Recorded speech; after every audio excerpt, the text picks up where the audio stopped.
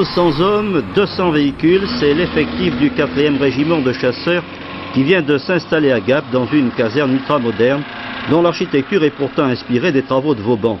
Une caserne où il fera bon vivre 12 mois, chambrée de 6 avec douche, lavabo et balcon pour les bains de soleil après l'exercice. La soupe n'est pas mauvaise et le foyer du soldat spacieux et agréable.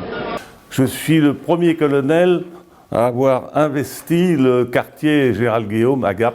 J'en ai pris le commandement juste au moment où il s'est installé dans ce nouveau quartier magnifique, le plus beau d'Europe, disait-on. J'ai été affecté en 1982 au 4e chasseur à la Valbonne. L'année suivante, donc, le régiment a déménagé et j'ai eu la chance ou la malchance d'être parmi l'élément précurseur qui est venu préparer l'arrivée du régiment. On a commencé par nettoyer. Nous avons tout aménagé dans le régiment. Les lits, les placards, les bureaux, les étiquettes de porte, tout ce que l'on met dans une maison neuve avant son aménagement. Ça nous a donc permis de découvrir Gap en avant-première. Eh bien, vous l'avez constaté, c'est un casernement 5 étoiles et je ne me plaindrai pas parce que la mariée est trop belle. Et je peux vous dire que les hommes qui viennent d'arriver lors de la dernière incorporation, il y a une semaine, ont une impression extrêmement favorable de ce quartier qui est moderne, mais qui a aussi une allure très militaire et qui, je trouve, s'intègre parfaitement bien dans le paysage. Donc là, ça fut enthousiasmant parce que j'étais venu au régiment pour la montagne et du coup, le régiment était, entre guillemets, au cœur de la montagne.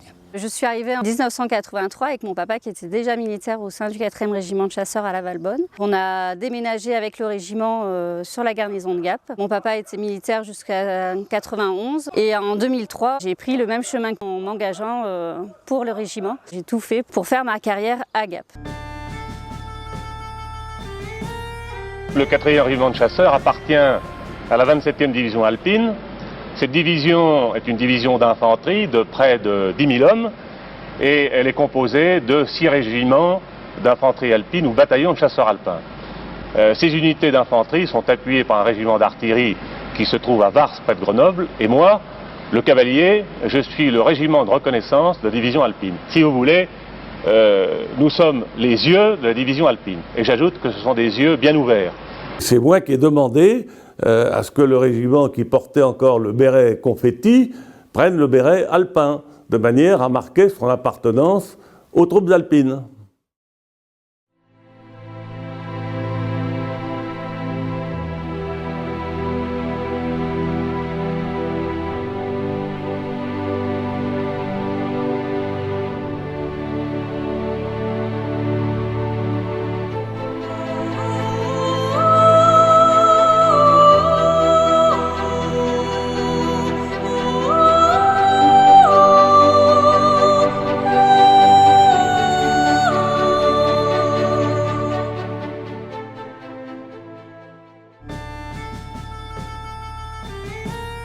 Le régiment a déménagé pour une raison simple.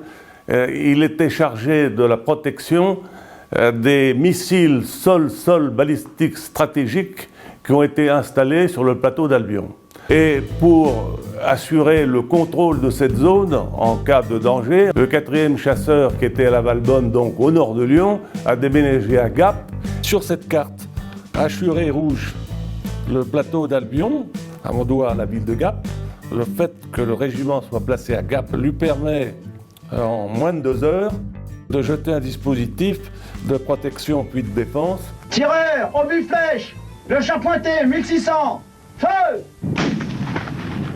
L'implantation dans les Hautes-Alpes a donné un nouveau style au régiment qui, il faut bien le dire, s'ennuyait un petit peu à la Valbonne. Quand le 4e chasseur est arrivé à Gap, ça a été en quelque sorte un événement. C'est comme si une grosse entreprise venait s'installer sur notre territoire et la mise à disposition du terrain de Belle-Oreille a été, elle aussi, un événement. Il faut dire que la municipalité a fait un très gros effort pour nous accueillir. Et il faut savoir que les cadres officiers et sous-officiers ont été d'entrée de jeu logés dans 4 cités cadres neuves.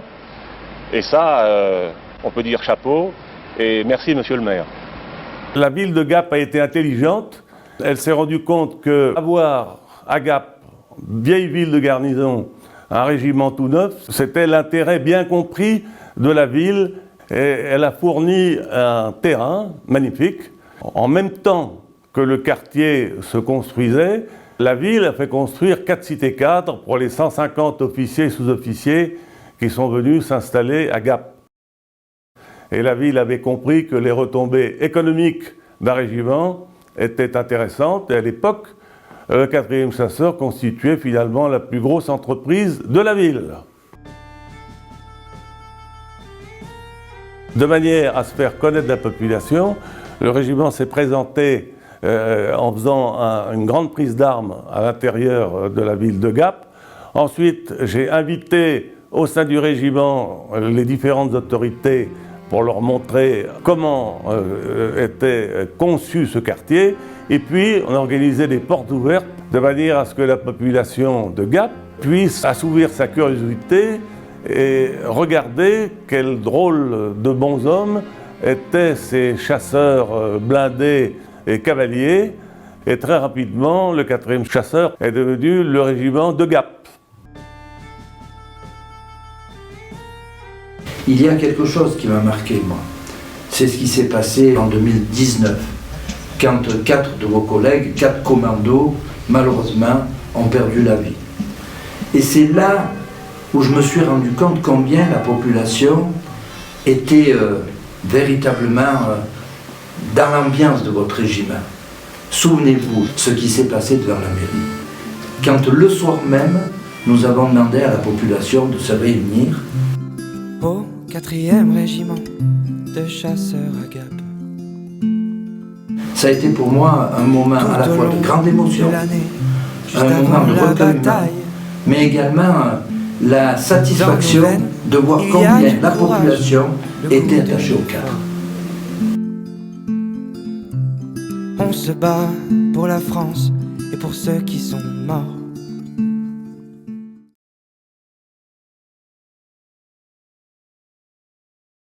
Alors est-ce que le fait d'être ici ne va pas vous faciliter la tâche et pour des gens comme vous qui aimez la montagne, elle n'est pas bien loin?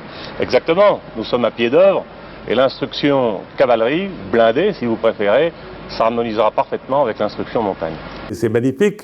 D'abord, Gap est à peu près 800 mètres d'altitude. Les dépliants annoncent 300 jours de soleil par an. Donc, arriver à Gap, c'était la belle vie. Mais c'était une vie surtout qui permettait au régiment de s'entraîner et d'approfondir sa véritable vocation. À l'époque, il y avait des appelés et donc il fallait leur faire passer le brevet d'alpinisme militaire, le brevet de skieur militaire. À Gap, il suffit de sortir du quartier pour trouver des pentes et organiser ces épreuves indispensables à la spécificité montagne du régiment qui lui vaut d'être maintenu à l'ordre de bataille de l'armée de terre.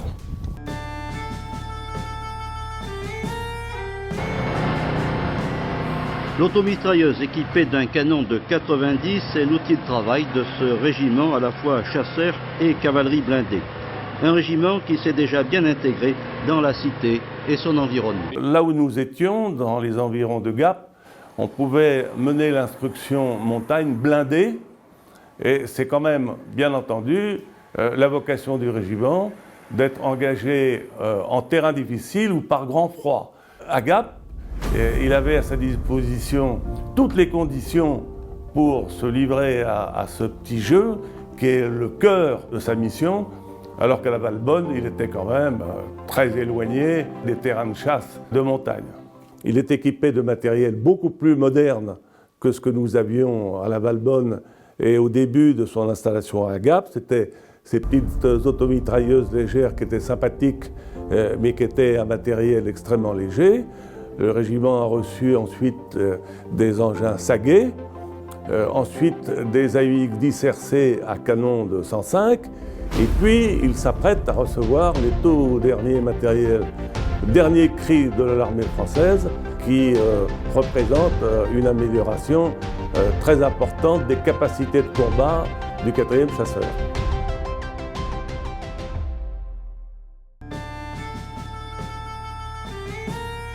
suis arrivé en 89, ça fait donc maintenant 34 ans que je suis au 4e chasseur. Je suis arrivé jeune sous-officier à 19 ans et j'ai été rapidement envoûté par la nature, les paysages. Et après j'ai créé une deuxième famille, je me suis fait des amis. Tous les soirs, les chasseurs sortaient en quartier libre. C'était une façon simple de faire connaissance progressivement avec la ville. Deuxièmement, les familles des officiers et des sous-officiers ont investi les écoles de Gap et donc très facilement et naturellement se sont mêlés à la population gapençaise et ont immédiatement sympathisé. J'ai épousé une gapençaise, donc forcément l'attachement au bassin s'en est senti renforcé. Bon nombre de cadres aussi ont pris leur retraite sur place. J'en veux pour preuve l'amicale des Cavaliers des Cimes, qui est une amicale florissante et qui tisse un lien supplémentaire entre le régiment et la ville de Gap. J'ai pris Gatien à Gap par l'intérêt que je porte à la montagne. Mes parents sont retraités maintenant sur Gap. On reviendra en tout cas pour notre retraite parce que Gap c'est juste magnifique, quoi. Le régiment, il tient une place un peu particulière sur la ville de Gap. Je suis haut-alpin d'origine et gapençais depuis 40 ans et plus, donc à ce titre j'ai une bonne connaissance de la ville. Je suis affecté au régiment depuis 1997 et c'est à ce titre que monsieur le maire m'a confié le poste d'adjoint délégué aux relations avec l'armée et la municipalité, notamment pour faire l'interface de par la bonne connaissance que j'ai de la ville et de toutes les infrastructures militaires et des cadres du régiment. On veut que ce soit un régiment bien dans sa ville, c'est ce qui nous intéresse et je suis tout entier voué à cette tâche. Les nombreuses familles qui s'impliquent dans les associations gapençaises, qui pratiquent du sport, qui travaillent, y compris dans notre collectivité, pour certains d'entre vous, quand vous quittez l'engagement militaire. Les nombreux enfants que nous avons dans nos écoles. Et le poids économique que peut représenter le 4e chasseur est un élément essentiel du développement de la ville. Alors aujourd'hui je suis réserviste depuis 2018. Je suis en charge du recrutement et qui dit recrutement dit rayonnement et en fin de compte Gap, le bassin gapençais, c'est un grand village, hein. Donc tout le réseau que j'ai pu développer depuis ces nombreuses années me sert très souvent. Aujourd'hui, je suis en retraité semi-actif parce que j'ai encore une activité professionnelle, heureux dans le gapençais. Gap, pour ceux qui aiment les activités de nature, c'est un peu l'Eldorado, quoi. Ça ne s'arrête pas là. Parce que chaque fois que vous êtes sollicité, vous répondez présent. Vous répondez présent pour le gapençais, présent pour toutes les manifestations où nous vous demandons de nous apporter votre contribution. Et ça, c'est ce qui fait l'intégration de votre régiment dans la ville. Et puis après tout, vous vivez quotidiennement à nos côtés. Maintenant, vous êtes de vrais gapençais. C'est un échange gagnant-gagnant et nous en sommes pleinement conscients, et les militaires et les civils, de la richesse d'avoir et la chance d'avoir un régiment implanté dans notre ville. J'ai eu l'opportunité de m'engager en 2009. Du coup, dans la foulée, je suis parti en 2010-2011 en Afghanistan. J'ai été blessé à la suite d'une embuscade. Au retour, j'ai mis quelques années à me remettre et au final, j'ai créé une association pour récolter des fonds pour les Bleus de France et l'entraide montagne. C'est une compétition de crossfit qui se déroule chaque année. Donc chaque année, on arrive à récolter à peu près 3 000 € pour les blessés. C'est un peu rendre ce qu'ils m'ont aidé pour me reconstruire. Moi, j'ai fait toute ma jeunesse et j'ai fait ma carrière ici. Je connais beaucoup de monde sur Gap. Le régiment aussi, on est super bien à Gap.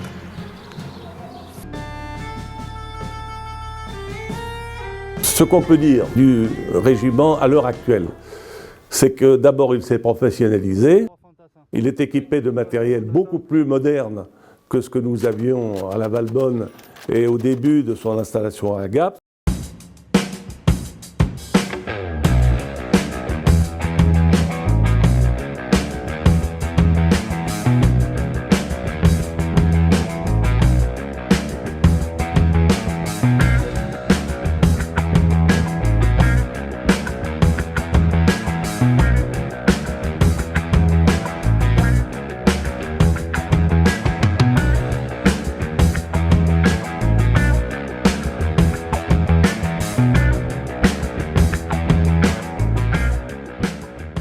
est dans un cadre magnifique et montagneux, ce qui lui permet de parfaire sa formation de manière à pouvoir s'engager en terrain difficile et par grand froid, ce qu'il est, à mon avis, le seul capable de faire à ce niveau-là dans l'armée de terre actuelle.